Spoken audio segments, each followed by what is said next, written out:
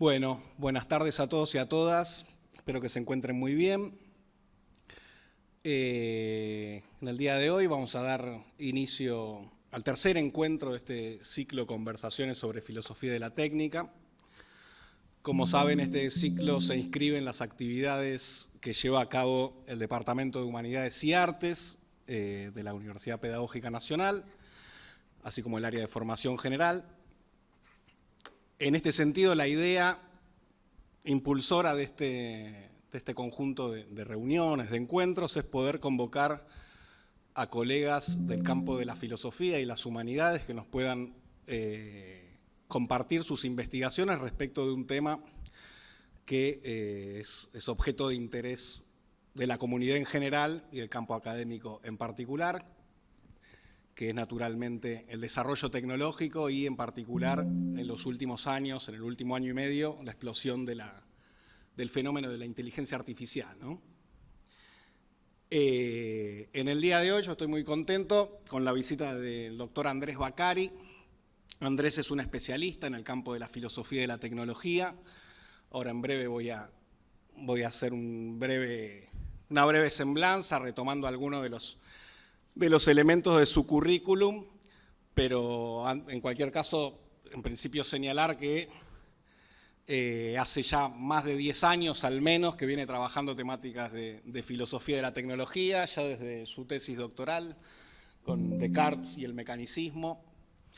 Patea con las dos piernas porque maneja los aportes de la tradición analítica, de la tradición continental en el campo de filosofía de la técnica y asimismo, como vamos a ver, no solo trabaja e investiga en el plano filosófico, sino que también es escritor. Tiene varios libros publicados de novelas y cuentos. Así que bueno, Andrés, yo te quiero agradecer muchísimo que puedas estar acá con nosotros hoy para compartir tus investigaciones, tus conocimientos. Andrés, como les decía, es doctor en filosofía por la Macquarie University de Australia, en Sydney. Es investigador adjunto del CONICET y profesor en la Universidad Nacional de Río Negro. Es director del Instituto de Estudios en Ciencia, Tecnología, Cultura y Desarrollo, también de la Universidad Nacional de Río Negro. Se desempeñó como profesor en distintas universidades, como ser la de Buenos Aires, Swinburne, Canberra y Macquarie. Ha publicado numerosos artículos y capítulos de libro, entre los artículos, entre los últimos, que leí recientemente y me gustaron mucho. Yo destaco Cosmotechnical Thought Between Substantivism and Empirical Turn, que publicó en la prestigiosa revista Foundations of Science el año pasado, y uno más afín a mi corazoncito simondoniano, en realidad los dos, Neo-Substantivism as Cosmotechnics, Simondon versus The Transhumanist Synthesis. Está en Angelaki. Bueno, también es, como otros colegas que han pasado por aquí, fue editor del volumen colectivo sobre el pensamiento de Simondon, el libro Amar a las máquinas, que salió por editorial Prometeo. Y como les decía, es autor de varias novelas y cuentos. Entre las novelas está Robotomy, del 97, El enjambre y otras sombras, es un libro de cuentos que tuvo el premio Juan Ojeda en 2017. La pasión de Descartes, también una novela muy buena, por cierto, del 2019, donde ahí hay toda una trama con Descartes y un símil mecánico de su hija fallecida. Smokey, Relato de muerte, exilio y terror, también una novela de 2022, Los suicidados, de próxima aparición, y una obra de teatro, esta faceta no te la tenía, va por el camino de Sartre. Yo tampoco la tenía, pero bueno. Espectacular. Informe sin número sobre una eventualidad corriente, que tuvo el premio Contexto en 2020. Bueno, esto es solo una pequeña muestra. Si tuviésemos que enumerar los artículos, nos extenderíamos, creo que las 2 horas que tenemos pautadas para este encuentro. Así que, sin más, y agradeciéndote nuevamente, Andrés, tu presencia y tu aporte a este ciclo, le doy la palabra al invitado. Bueno, muchas gracias por venir. Acá estamos Siempre que vamos a hablar de tecnología tenemos algún desperfecto técnico que no podemos, que bueno, es parte del entramado técnico de nuestras vidas. Yo les voy a hablar de una película que por ahí ustedes no vieron porque salió recientemente. Voy a ver si les puedo, mientras resolvemos el tema de la computadora, voy a ver si les puedo mostrar algo, que es el tráiler.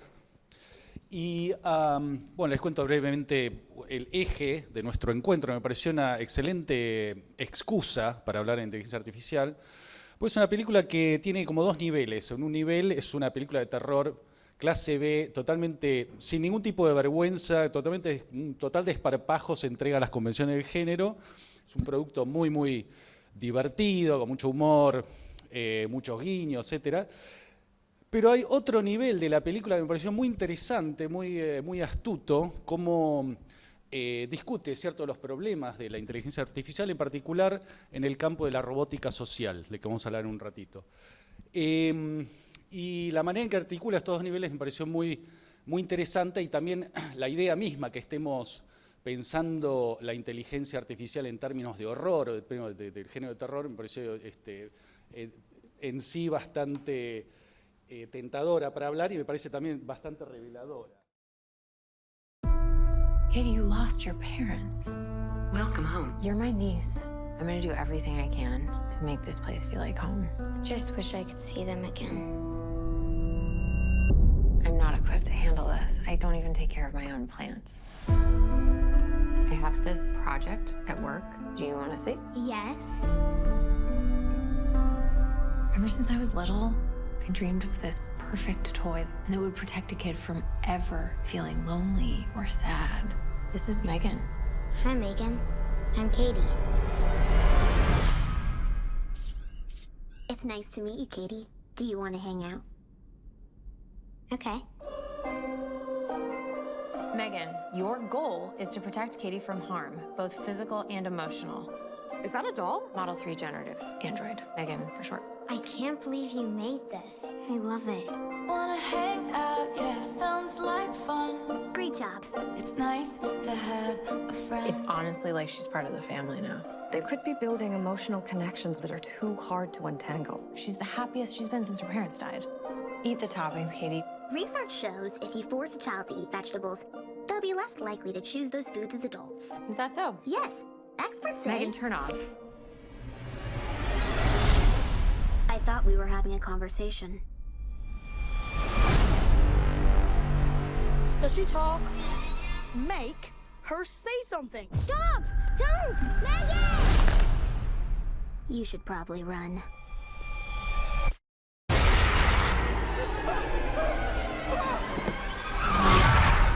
Megan, she pushed Brandon onto the road. I won't let anything harm you. It's nice to have a friend. Megan, turn off. Recalibrating response model. Megan!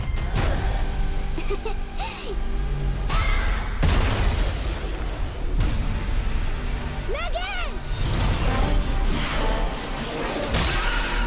What's wrong with you? Don't worry, Katie. I won't let anything harm you. Ever again. It's nice to have a friend. Entonces, bueno, como les estaba diciendo, tenemos, bueno, una de los atractivos de la película, justamente también que se ha convertido en un ícono instantáneo y que para mí, bueno, es uno de los retratos de la inteligencia artificial o de la robótica más convincentes y más atractivos que he visto en la historia del cine de ciencia ficción, digamos, a ese nivel de bueno. Y bueno, ha sido una película sorprendentemente exitosa, que costó poco, fue como low budget y le fue muy bien, y Megan se ha transformado ya en un ícono cultural. Y bueno, le dieron 93% en Rotten Tomatoes, lo cual quiere decir que cualquier cosa de más 90% en Rotten Tomatoes sabéis que la tenés que ir a ver. Y bueno, también bueno, Megan es un acrónimo para Model 3 Generative Android. También, yo no sé si realmente la guionista ha sido tan astuta, pero me parece que otra de las referencias es justamente a la raíz del término que nos da mecanicismo y máquina, que es mejané, en la raíz griega, ¿no? Que también hay una raíz germánica que es megan también. No sé si esto es intencional, pero está bueno. Bueno, por un lado tenemos la película se inserta en una tradición de género clase B de terror, particularmente el ancestro más cercano, los ancestros más cercanos, es la narrativa del muñeco endiablado. Y esto me parece, bueno, Chucky y Annabelle, de hecho James Wan, uno de los productores de Megan, fue también uno de los productores de Annabelle. James Wan fue uno también de los productores de Saw, la primera Saw, que es genial. Y me pareció también interesante esta referencia. De hecho, la última de Chucky, de Child's Play, que es toda una franquicia que creo ya tiene como 20, no sé cuántas van, es justamente también una inteligencia artificial. O sea, Chucky vuelve en la forma de un robot, ¿no? Entonces, me pareció muy interesante también este juego, como esa narrativa de muñeco endiablado, etcétera, se recontextualiza en el género de la rebelión de las máquinas o en el contexto de discusiones presentes sobre la inteligencia artificial. Y una de las me parece, de los problemas o temas que captura muy bien la película es lo que llama el primary objective en la película, que es el objetivo primario. O sea, Megan es una máquina que tiene un solo objetivo, que es cuidar de Cody. O sea, básicamente la chiquita Cody, los padres mueren en un accidente de tráfico, ella está también en el auto,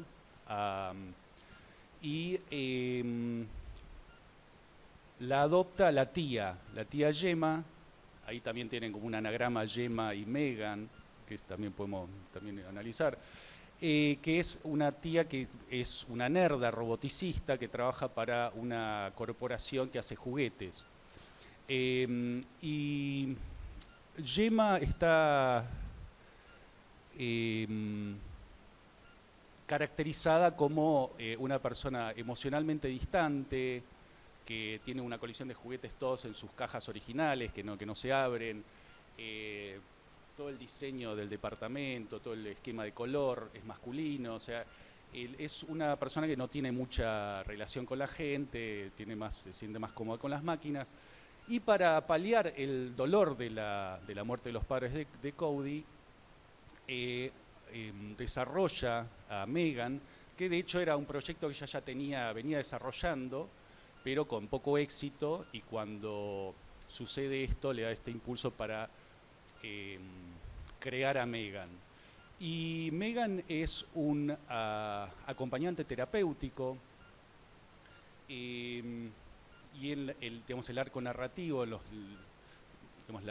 película tiene 3 actos, ¿no? O sea, el primer acto es el accidente, la relación, la creación de Megan, etcétera, etcétera. El segundo acto vemos que hay una progresiva dependencia emocional de Cody con el robot Megan y una sospecha creciente de parte de Gemma de que algo está mal, ¿no? Y en este contexto también del desarrollo de la tecnología es muy interesante lo que plantea la película, que no es nada genial, ¿no? Pero en el sentido de que Gemma, la que crea un robot, que justamente es un acompañante terapéutico, tiene muy poca idea de lo que son las relaciones humanas. Crea un robot que justamente la ayude a hacer eso. Y tampoco le pone ningún tipo de protocolo o sistema de seguridad. O sea, la desarrolla, es un robot totalmente experimental que le pone un engine, digamos, de autoaprendizaje. Entonces el robot empieza a aprender el mundo y a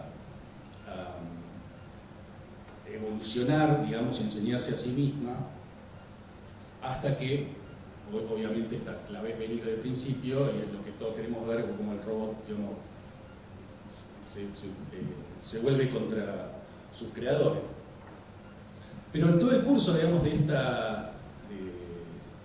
estos 3 actos, digamos, Megan tiene un solo propósito en mente, que es el propósito para el que fue diseñada. Ese propósito es que no le pase nada malo a Cody, ¿no? Un poco casi podemos referirnos a las 3 leyes de la robótica de Asimov, ¿no? En cierta manera, que vamos a hablar un poquito de eso en un momento.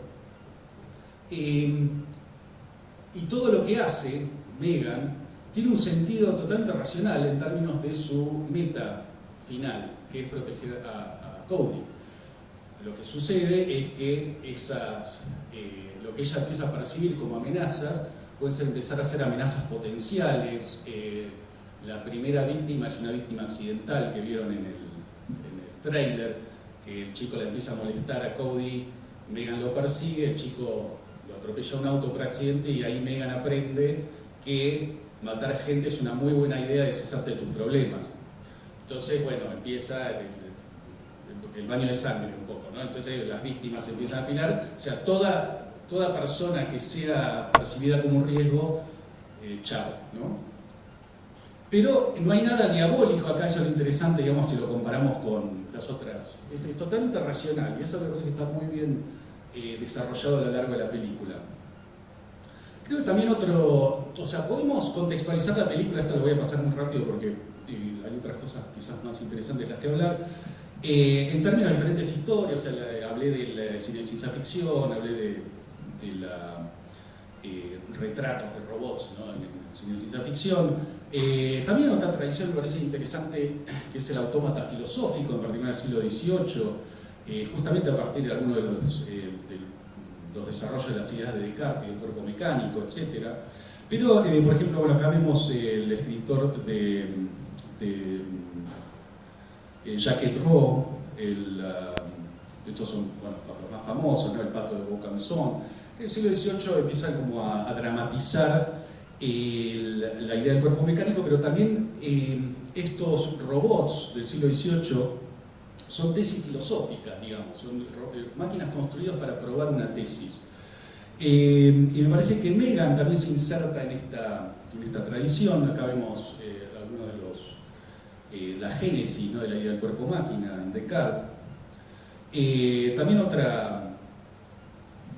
otro nudo, otra articulación interesante en términos de linajes técnicos es la que se da entre los autómatas y el cine, que es una relación que en particular, bueno, una de las expresiones más populares fue Hugo, ¿no? de Martin Scorsese, donde se explora justamente esa relación histórica entre los autómatas y el cine, que en parte es una relación técnica, ¿no? En términos de muchos de los dispositivos que se desarrollan en el siglo XVIII alrededor del arte de los autómatas y los relojes, después se vuelcan al desarrollo de las cámaras cinematográficas. Y también mucha de la historia del cine, Méliès, por ejemplo, Edison, eran magos de magia escénica, ¿no? Y hay muchos vínculos ahí muy interesantes entre la magia escénica y el cine. Y esto es interesante porque Megan en sí mismo, o sea, nosotros podemos verla como por un lado como una creación ficticia, pero por otro lado es una creación cinemática, y esto es interesante también para ver cómo se construye a Megan, porque hicieron diferentes, por ejemplo, en algunas tomas usan una muñeca que es totalmente inanimada, y la usan como un efecto aterrador, ¿no? Porque están en las escenas hablando y vos ves que hay un muñeco detrás que no se mueve, que está escuchando todo.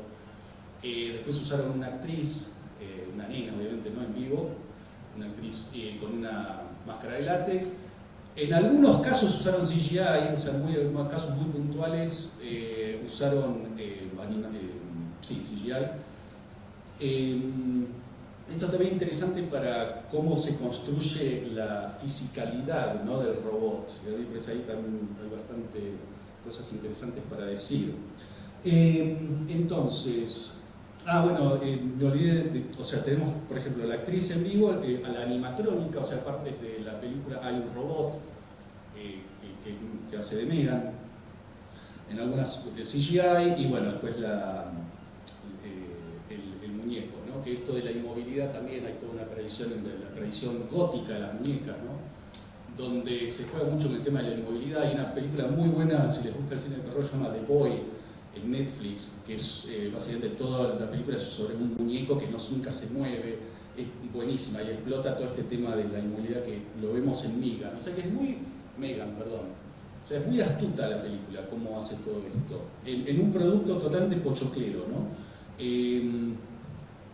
Bueno, y lo que a mí me interesa contextualizar es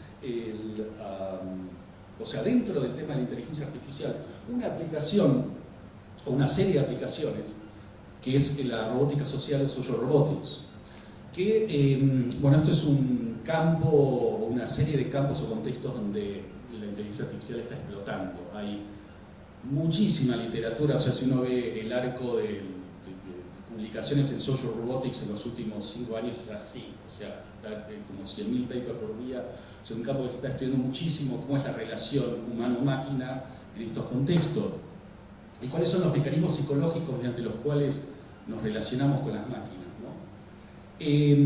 Bueno, ahí vemos algunas cosas, el cuidado de ancianos, asistencia de enfermería, salud mental, servicio al cliente.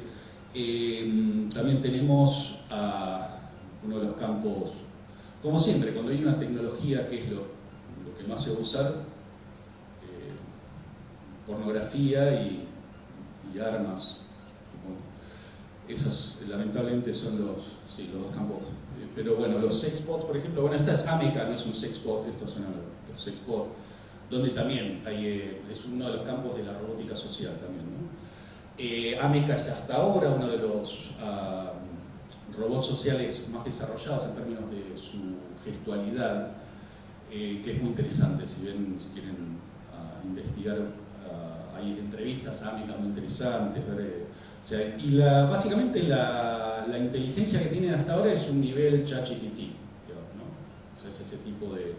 De hecho, cualquier usuario de ChatGPT, al ver una película como Megan, no va a encontrar nada nada inverosímil en el sentido de los diálogos. Los diálogos están, para mí, muy bien hechos porque la máquina, por ejemplo, Megan, nunca miente, ¿no? Entonces hay una escena donde Gemma empieza a sospechar que Megan está matando gente. Y le dice, Megan, vos no lastimaste a nadie. Y Megan le mira y le dice, si yo hubiese lastimado a alguien, tú y yo estaríamos en problemas. O sea, en el momento le miente y es muy ingenioso como el robot empieza a encontrarle la vuelta inteligente, o sea, a las respuestas y nunca miente y está diciendo, digamos, básicamente, sí. Bueno, dentro del campo de la robótica social tenemos una serie de dimensiones que tienen, o sea, todavía es un campo todavía que está en la infancia, ¿no? Y todas estas dimensiones tienen que articularse bien, ¿no? Que una es la facialidad, la expresividad en términos de afectos, y todas estas 4 dimensiones tienen a su vez 2, que es reconocimiento y generación. O sea, el robot tiene que generar afectividad y tiene que saber leer afectividad, ¿no? Asimismo, gestualidad, o sea, la afectividad sería con la gestualidad y con la expresividad facial. Y después, bueno, movilidad y manipulación de objetos, ¿no? Que no se te caiga encima, robot, bueno, todo ese tipo de cosas, que es un problema más grande que tiene la robótica, porque, o sea, si, bueno, pones modelos en el mercado, se te cae encima, ¿qué haces? Bueno, y bueno, el lenguaje natural, ¿no? El lenguaje natural es donde vemos esto como ChatGPT, bueno, que básicamente lo que están haciendo Ameca, por ejemplo, le pusieron ChatGPT directamente, bueno, se maneja, pero esto va a empezar a tener su desarrollo propio, ¿no? Y bueno,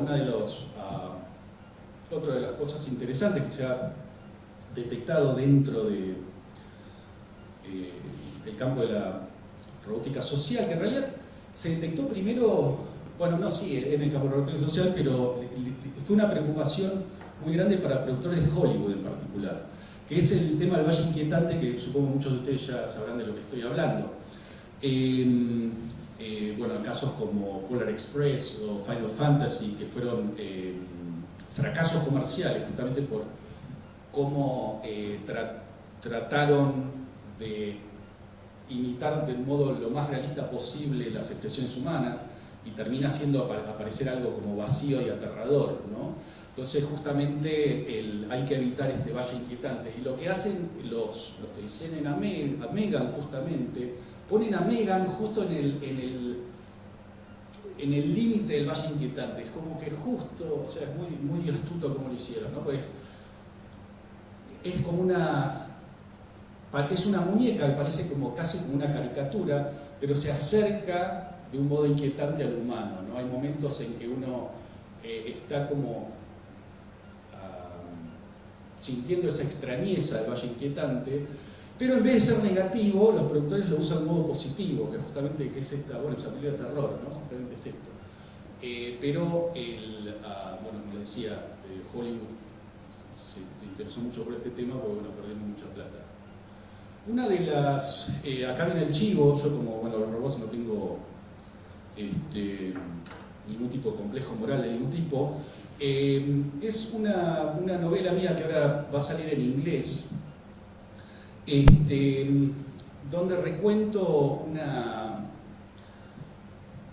una leyenda que circuló después de la muerte de René Descartes. De hecho la circularon sus enemigos filosóficos, de que Descartes había creado una réplica mecánica, un robot de su hija muerta, Francine, que bueno, Francine existió, Descartes tuvo una hija ilegítima con una mucama holandesa, y Francine murió a los 5 años de fiebre escarlatina, en lo que el filósofo describió como el evento más devastador de su vida.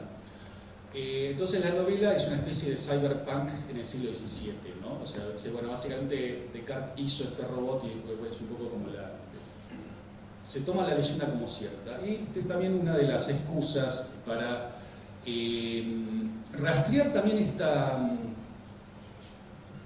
genealogía de la máquina pensante, del robot, etcétera, etcétera, que tiene hay una génesis antigua, y de hecho es interesante también toda esta relación entre lo oculto y lo demónico y la máquina, que bueno, podemos rastrear ese tipo de asociaciones al antiguo Egipto y antes también, donde digamos la manufactura de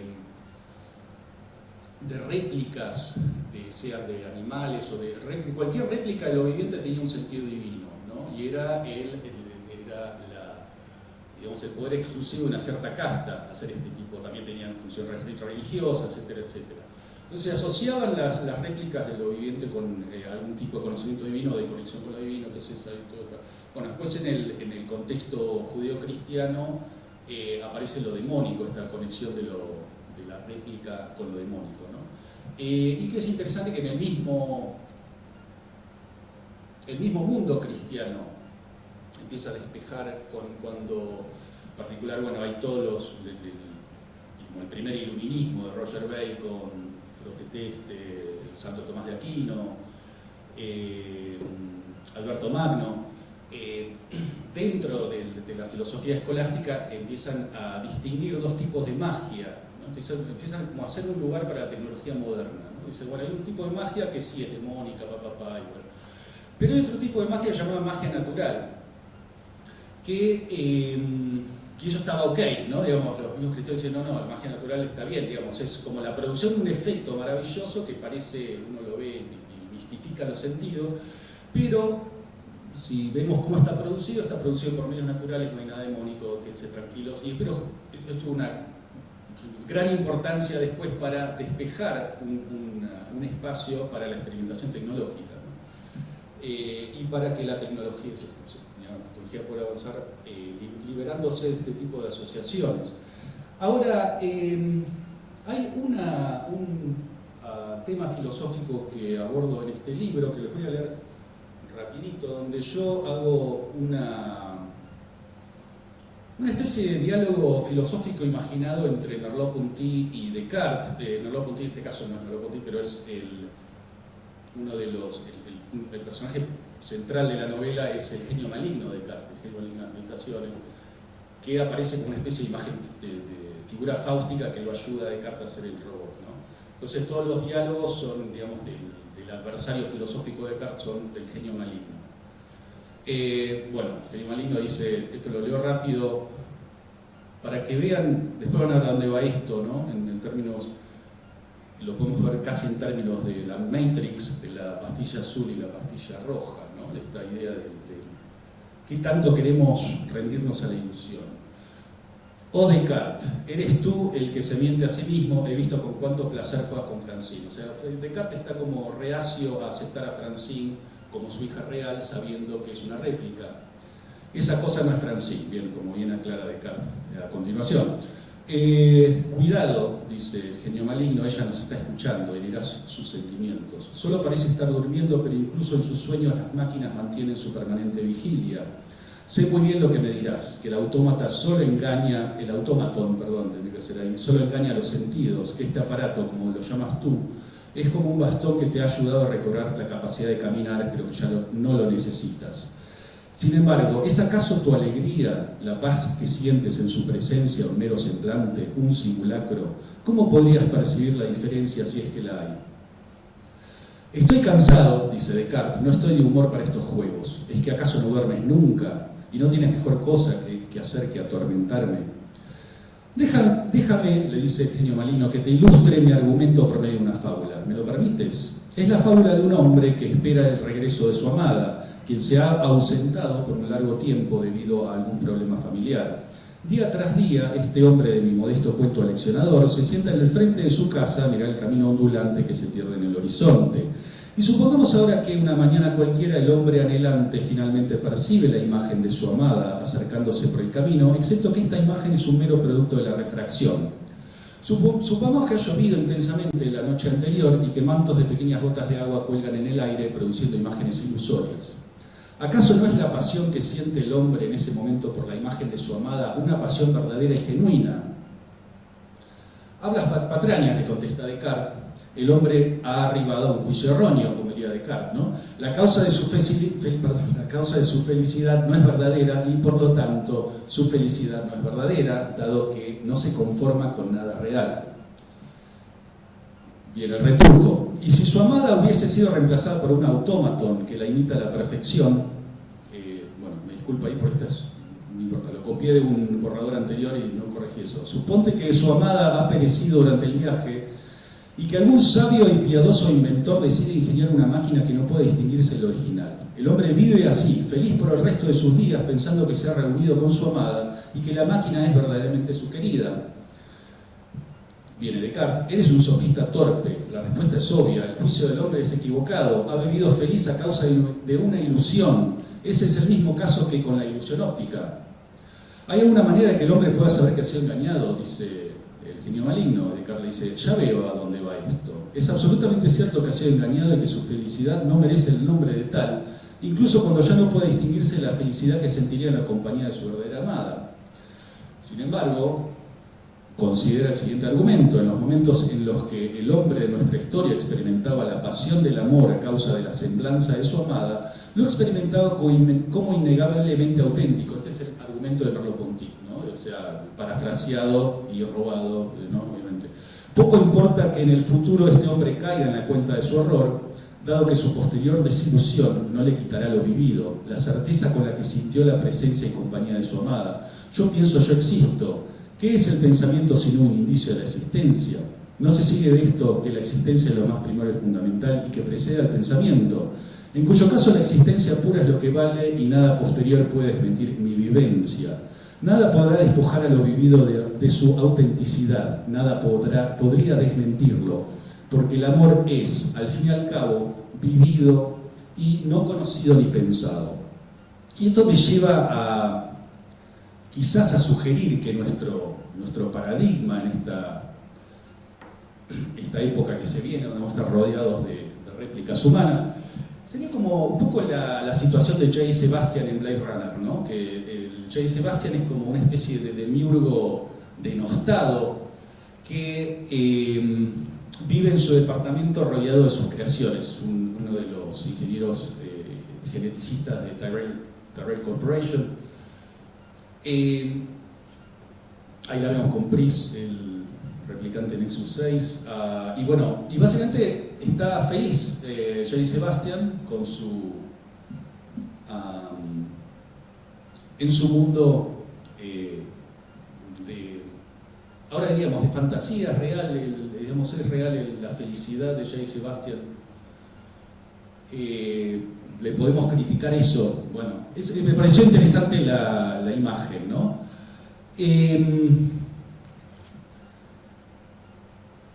Entonces, bueno, habiendo visto algunas de estas cosas, acá tenemos, bueno, Megan Gemma. Bueno, ahí los fans de la película de terror van a reconocer a Lucy Williams de Get Out y Perfection, que se las recomiendo también. Entonces, volviendo entonces a algunas de estas cuestiones, o sea, a mí me pasó, le ha pasado a mucha gente por lo que he conversado, de estar hablando con ChatGPT por un tiempo y de repente digo, bueno, lo voy a dejar descansar, pues ya estoy cansando con todas estas preguntas, ¿no? Y yo digo, ¿qué estoy diciendo? ¿Qué estoy pensando? O sea, incluso después de estudiar todas estas cosas, uno empieza a sentir este tipo de reacciones antropomórficas hacia, en este caso, una máquina de lenguaje natural, o sea, ni siquiera un robot que se asemeja a algo viviente, sino una máquina que habla. Y muchos de los estudios que se están haciendo en el campo de la robótica social parecen estar confirmando este tipo de mecanismos donde actuamos hacia las máquinas como si fuese una persona, un actor social. Bueno, hay muchísimos experimentos. Hay uno que, bueno, pusieron dos grupos, test control, ¿no? Uno tenían que hacer una tarea y después las máquinas le decían, bueno, ahora que hiciste la tarea, ¿me podrías ayudar? Pues yo también tengo que hacer una tarea, que era ordenar unos bloques, ¿no? Entonces le dieron a un grupo una máquina que andaba bien y otro le dieron una máquina que entorpecía la tarea a propósito, ¿no? Entonces el grupo, y después, bueno, el grupo que la máquina andaba bien, que la máquina era amable, los ayudaba, hizo la tarea para la máquina mucho más rápido y eficientemente que el otro grupo. O sea, ahí vemos la noción de reciprocidad social, ¿no? Y lo están haciendo con una máquina, ¿no? Ni siquiera, como insisto, una máquina humana. Y estos son los tipos de mecanismos, me parece, que se activan o se ponen en... Y es muy, muy notable ver qué tan naturalmente se activan, ¿no? Y les ha pasado, mucha gente con la que hablo, por ejemplo, decís, por favor, gracias, ¿no? A ChatGPT. Bueno, ¿por qué? ¿No? Y bueno, porque quiero que sepa que estoy agradecido y que, bueno, que fue una buena respuesta, para que después aprenda que fue una buena respuesta, bueno, etcétera, ¿no? Y este es un poco el nudo del problema.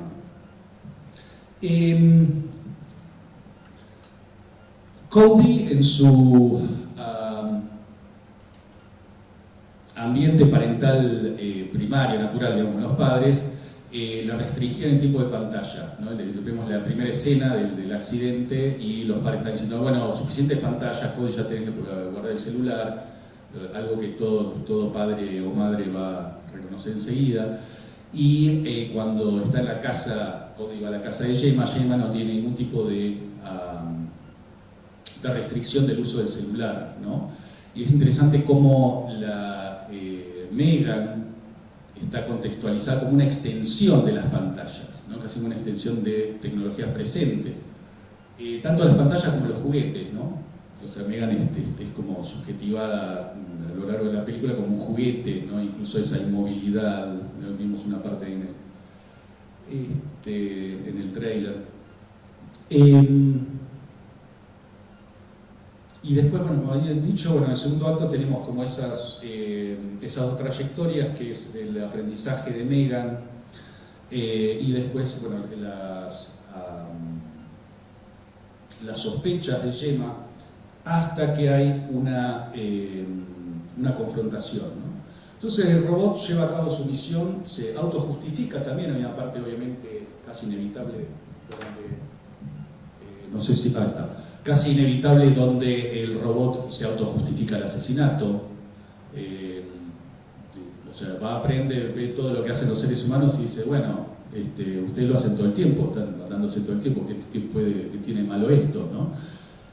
Una respuesta que, pues sí, bueno, no es tan descabellada, ¿no? Pero al recalibrarse la máquina,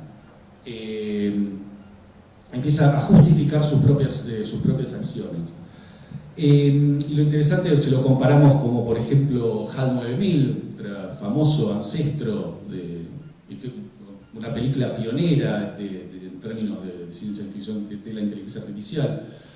Lo que produce la falla de HAL 9000 es una contradicción en su programa. O sea, HAL 9000 comete un error y HAL 9000 sabe que es perfecto, es una computadora perfecta y no puede cometer errores. Entonces, su manera de lidiar con el error es matar a todos, a todos los astronautas a bordo del era Odyssey, Discovery, ¿cuál era un Nerdo 2001? ¿Cuál era no importa, la nave 2001, Discovery, no puede ser que me haya olvidado esto, no puede ser. Pero bueno, interesante que vemos ahí, y esto lo vemos también en otras películas de ciencia ficción alrededor de la robótica. Lo vemos en Westworld, la original de los 70, donde, digamos, la rebelión de las máquinas es una especie de falla, digamos, ¿no? Falló la máquina, se rompió la máquina, ¿no? Lo que nos presenta Megan es, no se rompió nada, la máquina está andando perfectamente bien, está haciendo su tarea de un modo, con una eficiencia completamente devastadora, con una lealtad apabullada, o sea, totalmente leal a su cometido de proteger a Cody de todo mal.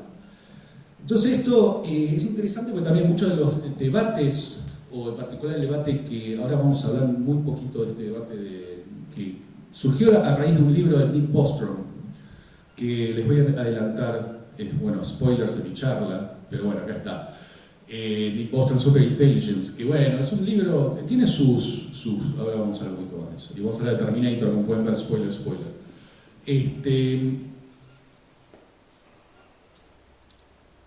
Donde, bueno, uno de los problemas que se enfrenta a Bostrom de un modo poco exitoso, de acuerdo a sus críticos, es justamente definir qué es la inteligencia, ¿no? Entonces,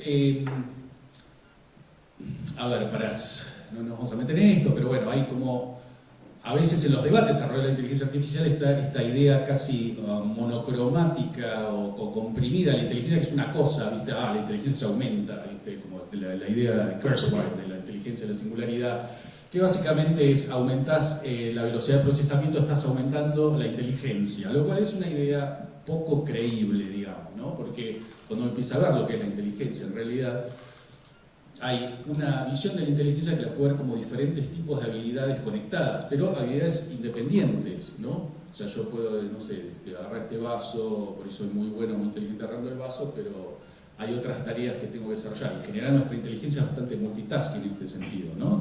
Somos inteligentes en ciertas cosas, no en otras, bueno, etcétera, etcétera.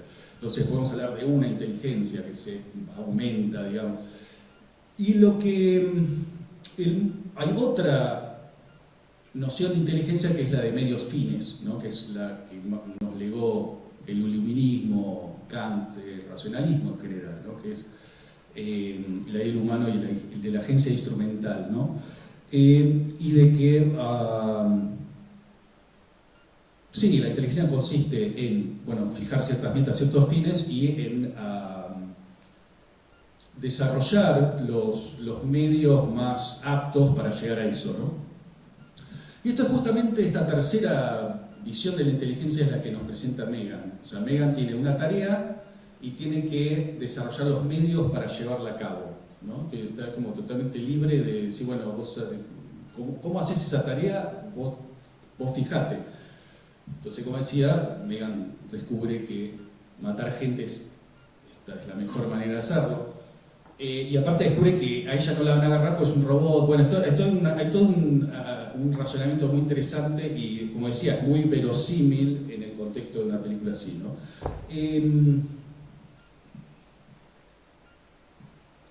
Bueno, después les quería mostrar, no sé cómo vamos de tiempo, si tenemos para mostrarles algún otro clip.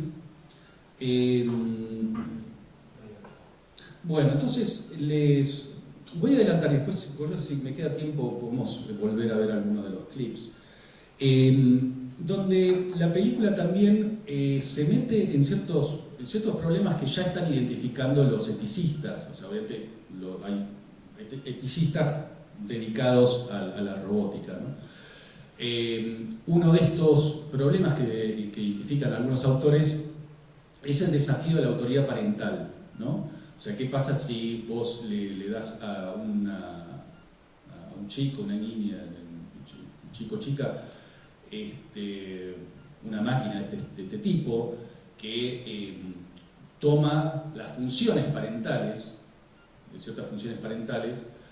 ¿Qué pasa cuando hay un desacuerdo con la autoridad parental, ¿no? ¿A quién va a obedecer el niño?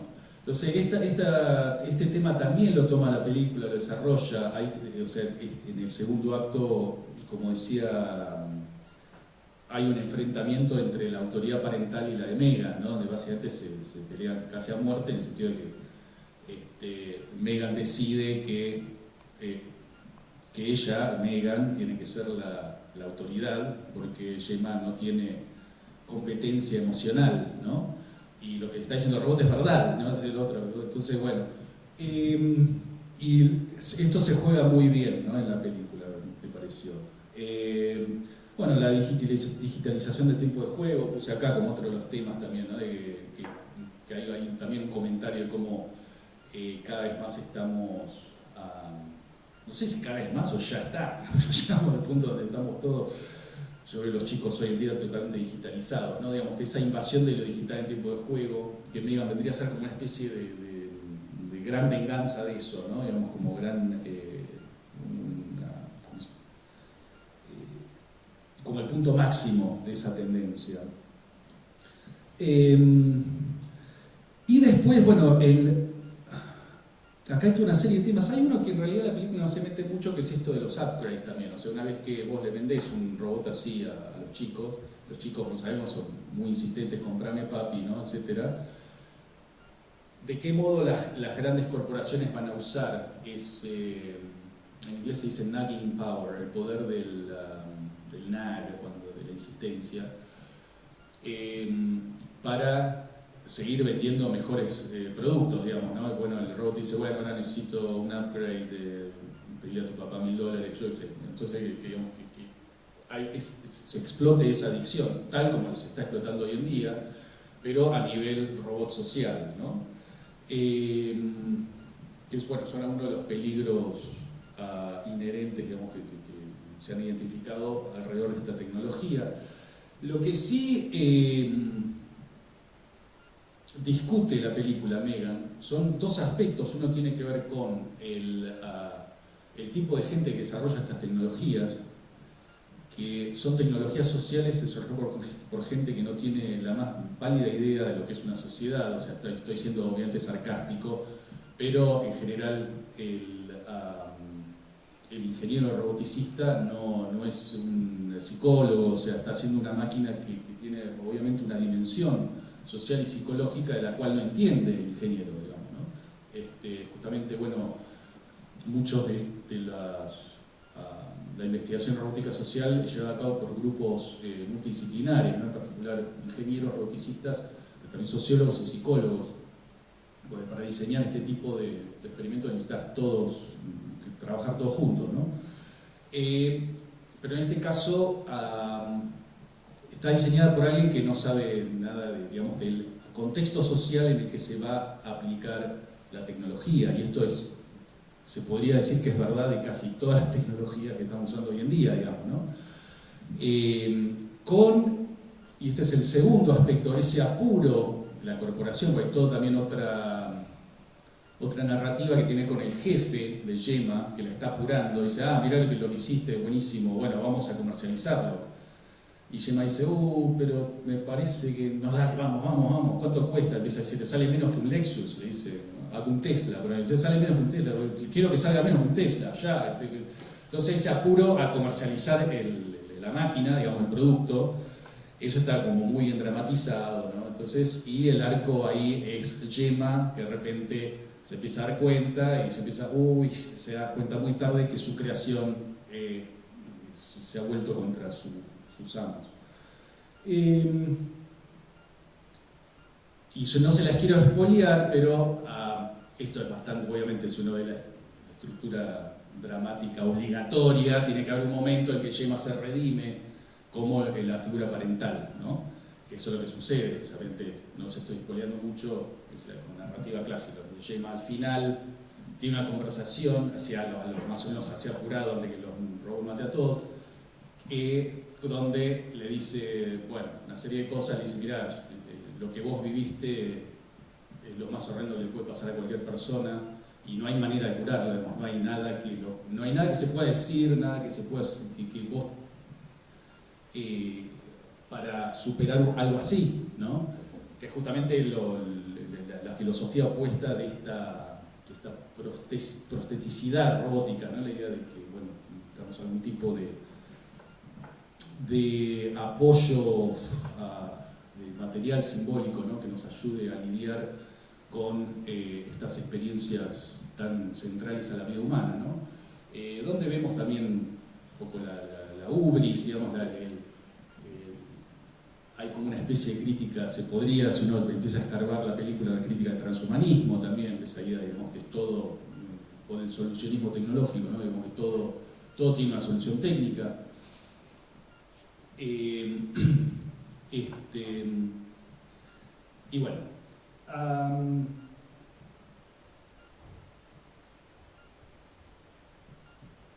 bueno, entonces tenemos como esas cosas identificadas también desde el punto de vista de la producción del robot, digamos, ¿no? De la compañía, la corporación, bueno, hay otro personaje que se roba los secretos, bueno, toda una... y después, bueno, también estaba hablando mencioné esto de la extensión de la pantalla, el tipo de pantalla, ¿no? Como Megan la construyen como una especie de extensión también de tecnologías existentes. Pero también otro aspecto que la película juega de un modo humorístico, pero que es muy interesante, es cómo Megan es parte de un entorno tecnológico, ¿no? Megan no viene sola, sino que viene se conecta con todo su entorno. Se conecta con la casa, en realidad hay un par de personajes, aparte de Megan, robóticos en la película, ¿no? No se la voy a spoilear, pero uno de ellos es Elsie, que aparece al principio, que sería como la Alexa, una especie de Alexa que controla la casa, ¿no? Entonces, obviamente, Megan controla a Elsie y controla la casa, o sea, controla todas las luces, escucha todo, ve todo, bueno, se las spoileé un poco ahí, pero es interesante como también la película plantea esto, ¿no? Que enseguida Megan es parte de todo un entorno, todo un entramado técnico.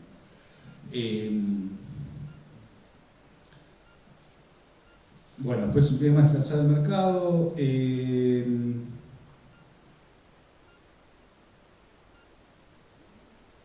La escena del baile les quería mostrar, pero bueno, después se las muestro a ver si tenemos tiempo.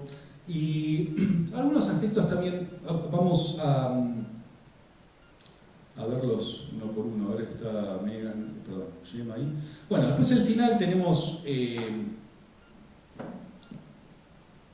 un aspecto que ya vemos en otras películas de ciencia ficción, terror, que tiene que ver con la máquina como lo monstruoso, que usualmente se revela al final de la película. Esto lo vemos en Terminator, donde el T-800, que hasta ahora parece humano, se revela como robótico detrás de su máscara, ¿no? De su piel, y adquiere la naturaleza de lo monstruoso, ¿no? Lo monstruoso en el sentido de Haraway, ¿no? En el sentido de lo que desafía las taxonomías, lo liminal, y lo vemos tal como es, ¿no? Y Megan también reproduce un poco esta convención. Al final vemos al robot como un monstruo, ¿no? Como esta dimensión monstruosa, que tiene que ver con esta revelación, ¿no?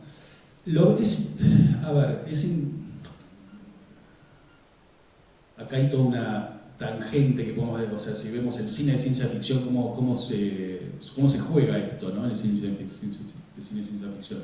Pero en general se juega cuando el robot está pretendiendo ser humano, cuando está pretendiendo ser otra cosa, ¿no? Porque en general muchos de los robots del cine de ciencia ficción ya aparece, bueno, Robbie el robot, la primer robot del cine, bueno, el segundo después de Metrópolis.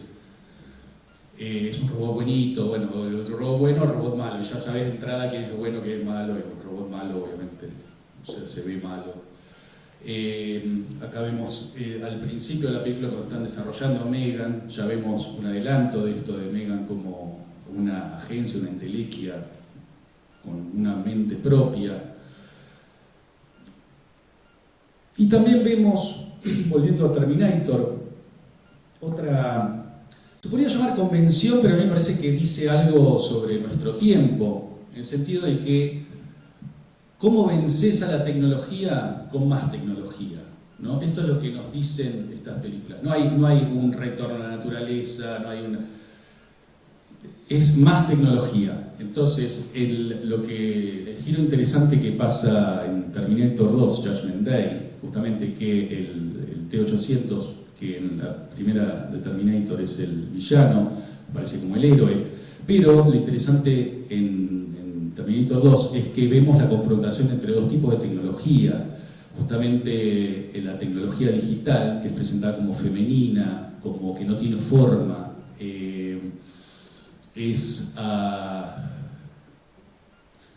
indefinida. Hay toda una serie, digamos, de cualidades que tiene el T-1000, que es el modelo líquido.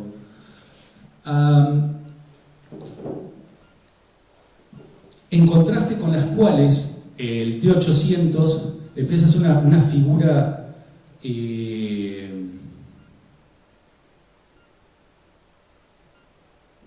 ¿cómo sería? Que causa confianza, digamos. Nos quedan... Bueno, vamos cerrando. Entonces nos retrotrae a otro tipo de tecnología, la tecnología industrial, la tecnología masculina, la tecnología incorporada, tiene un cuerpo, etc. Entonces vemos esta batalla entre dos tipos de tecnología que se resuelve en la Terminator, se resuelve mediante el triángulo edípico, ¿no? Digamos, en el Terminator 2 los héroes es la familia, el triángulo madre, padre e hijo, y Terminator, el T-800 viene a ser edipalizada como parte del núcleo humano. Y interesante ver qué pasa en Megan también, o sea, esto no lo voy a desarrollar mucho porque no tengo tiempo, pero hay como también este intento de cómo edipalizamos a Megan, ¿no?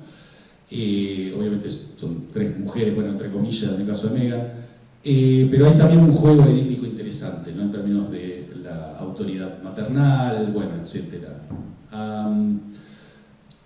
Y también, bueno, hablando del primary objective que estaba discutiendo anteriormente, el caso de, volviendo a Nick Bostrom acá, que nos plantea también el tema de diferentes aspectos o problemas de inteligencia artificial. Uno de ellos, la convergencia instrumental. Dice Bostrom, estoy parafraseando acá, ¿no? Es probable que máquinas superinteligentes, independientemente de sus objetivos iniciales, converjan en ciertos valores instrumentales, la autopreservación, la adquisición de recursos y la capacidad de lograr sus objetivos de manera efectiva. Bostrom argumenta que si estos objetivos no se alinean cuidadosamente con los valores humanos, podrían conducir a resultados potencialmente dañinos. Después, bueno, riesgos existenciales. De nuevo, habla justamente Bostrom de esta necesidad de adecuar los valores humanos con los de la... Y que, bueno, Bostrom introduce esta idea del riesgo existencial, digamos que si no hacemos esto la humanidad va a desaparecer, que es un tema que se discute mucho alrededor de la inteligencia artificial, bueno, la carta esa famosa que salió con Elon Musk y Harari, etcétera, digamos, hablando ya de la exterminación de la humanidad, ¿no? Que es algo que me parece que si vemos a Megan de un punto de vista psicoanalítico, hay casi como una especie de placer perverso, ¿no? En la extinción humana. Digamos que Megan como que lo dramatiza y dice, bueno, acá viene la extinción, y es como algo, digo, está bueno, digamos, ¿no? Digamos, lo hace catarsis con ese tema, ¿no? Bueno, el tema del primary objective también lo discute Bostrom en el contexto del apocalipsis de los clips de papel, de los sujetadores de papel, ¿no? Que es un experimento mental donde, bueno, alguien programa y enciende una IA que tiene el objetivo de producir clips, ¿no? Y a la IA se le da la capacidad de aprender para que pueda mejorar los medios para lograr su objetivo, es el caso de Megan. La IA es súper inteligente, si hay una forma de convertir algo en clips la encontrará y querrá obtener recursos para ese propósito. Pronto el mundo se verá inundado de clips. En el caso de que los humanos quieran detenerla, la IA se centraría en su propia supervivencia necesaria para llevar a cabo su función. Los humanos serán vistos como una amenaza. Entonces, Bostrom presenta esto como uno de los escenarios probables. Y lo que vemos también en el caso de Megan. O sea, Megan se le encomienda una tarea, se le da completa libertad de cómo desarrollar los medios para llevarla a cabo. Y el resultado final que vemos en el acto 3 es que la máquina tiene que concentrarse, para llevar a cabo su misión, tiene que concentrarse en su propia supervivencia. O sea, de repente dice, bueno, hay un momento, se las spoileo, pero no tanto, porque ya medio que se la ven venir, que dice, bueno, yo soy mi propio primary user, el usuario primario, ¿no?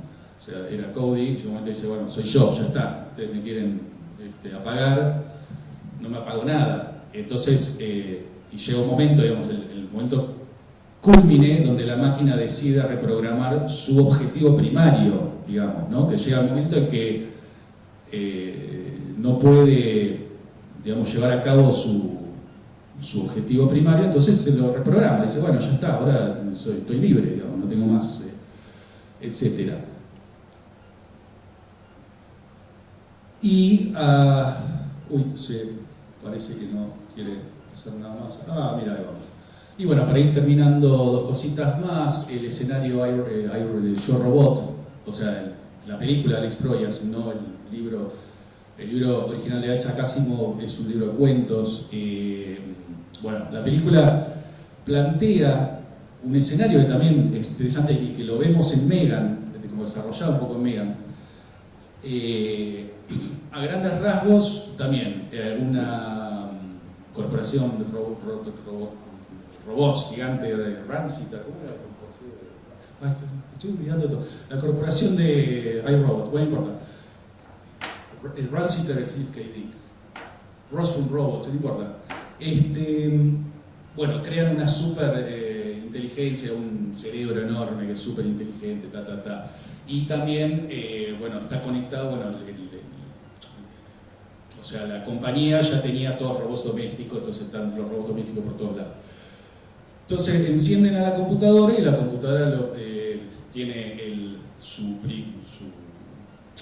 objetivo primario es cuidar de la humanidad, digamos, las 3 leyes de la robótica de Asimov, donde vemos que la intención es beneficial, es benéfica. Vemos algo parecido en el escenario de los paperclips, ¿no? de los clips de papel, donde es trivial, digamos, vos tenés que hacer clips, pero la máquina entra en algo bastante, digamos, uno puede pensar que esto podría pasar, digamos, Bostrom, mucha gente parece que sí, en el que ese objetivo trivial involucra medios, digamos, que un humano no se puede imaginar y que podrían llegar a significar, digamos, la extinción de la humanidad. En el caso de iRobot vemos algo parecido, en el sentido que, bueno, ¿cómo hago para proteger la humanidad? A ver, ¿cuál es la principal amenaza para la humanidad? La humanidad, dice, o sea, le toma 2 microsegundos darse cuenta de esto, entonces lo que hay que hacer es esclavizar a la humanidad, digamos, la humanidad no puede estar libre, entonces van a todos los robots Y la máquina está haciendo algo totalmente racional, digamos, está diciendo, bueno, es como si tuvieses un acompañante terapéutico, imagínense, por ejemplo, un acompañante terapéutico que tiene que cuidar a alguien que es obeso o alguien que tiene un problema de alcoholismo, algún tipo de adicción, y lo termina encerrando en el baño, ¿viste? Dice, bueno, tenés que parar de comer, te vas a morir, bueno, no quiero parar de comer, bueno, tomá, te encierro en el baño y te doy pan y agua por debajo de la puerta. Para esto, para el robot, sería una salida perfectamente racional, pero implicaría tomar ese paso, ¿no? Que sería volverse contra el ser humano. Y ahora sí, para terminar, esto es muy especulativo, pero yo diría, bueno, ¿por qué tenemos este instinto, ¿no? De antropomorfizar? ¿Qué pasaría si vemos a la inteligencia artificial desde el punto de vista demonológico, ¿no? O sea, si cada vez que prendemos la computadora y vamos a hablar a ChatGPT, en vez de decir, bueno, estoy hablando con una especie de semblante de un ser humano, no, estoy hablando con una fuerza liminal que no puedo controlar, que en cualquier momento me puede fagocitar.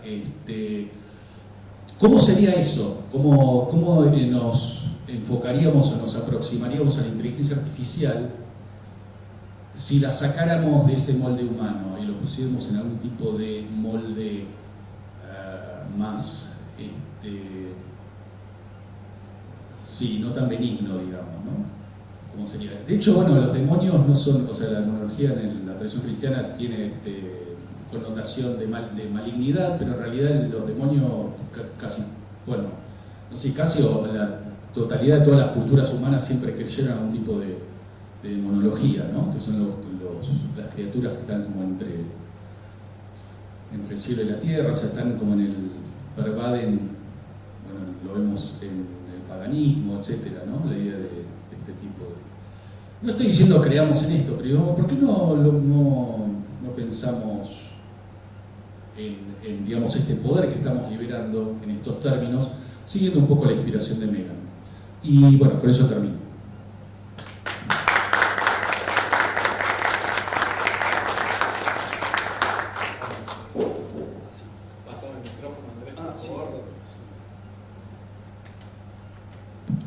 Bueno, muchísimas gracias, Andrés. Una presentación alucinante. Y bueno, nada, tengo un montón de cosas para decir, para preguntarte, pero fue un repaso general, desarrollo tecnológico, sobre todo en las últimas décadas, o no, en el último siglo. Por una razón o por otra, conduce a la ciencia ficción. Jonas, un esticista, decía ya en la década del 70 que el propio desarrollo de la tecnología impone, ya ni siquiera es una sugerencia literaria o estética, plantea problemas propios de la ciencia ficción a la ingeniería, a la filosofía, a las ciencias humanas en general, ¿no? Como un hecho fáctico, ya ni siquiera en el orden de la imaginación, ¿no? Casi una obligación a partir de los mundos posibles que se abren a partir del desarrollo de distintas tendencias. Antes de pasar de abrir el juego a las intervenciones, las consultas, el debate, quería reconocerte en la presentación, por un lado, toda la relación, por un lado, con esta cuestión de la ciencia ficción que señalaba antes. Hiciste un paseo, una aventura a partir de Megan con un montón de otros hitos de ciencia ficción. Y para mí señala un tema que para mí es fundamental y muchas veces no está presente en la literatura, que es, bueno, cómo en torno al desarrollo tecnológico habitan un montón de paradigmas, de arquetipos, de símbolos de la dimensión cultural humana, religiosa, literaria, que inciden no solo en cómo la gente imagina el advenir, el futuro de las tecnologías, sino también el mismo diseño, la misma concepción, digamos, hay ahí todo de fondo esta relación entre cultura y técnica, digamos, me parece súper interesante cómo lo planteás, este tema de la magia natural, me pareció alucinante como desplazamiento que habilita luego con la revolución científica y Descartes. Da muchísimo para pensar, toda esta cuestión de la robótica social, todo el problema de la empatía ahí, y bueno, queda el tema de la demonología. Yo sé que además Andrés en varios escritos explota esta relación entre tecnología y religión, así que bueno, me parece un tema que en general no está muy trabajado y bueno, tu presentación es una excelente invitación para explorar esas vías, además de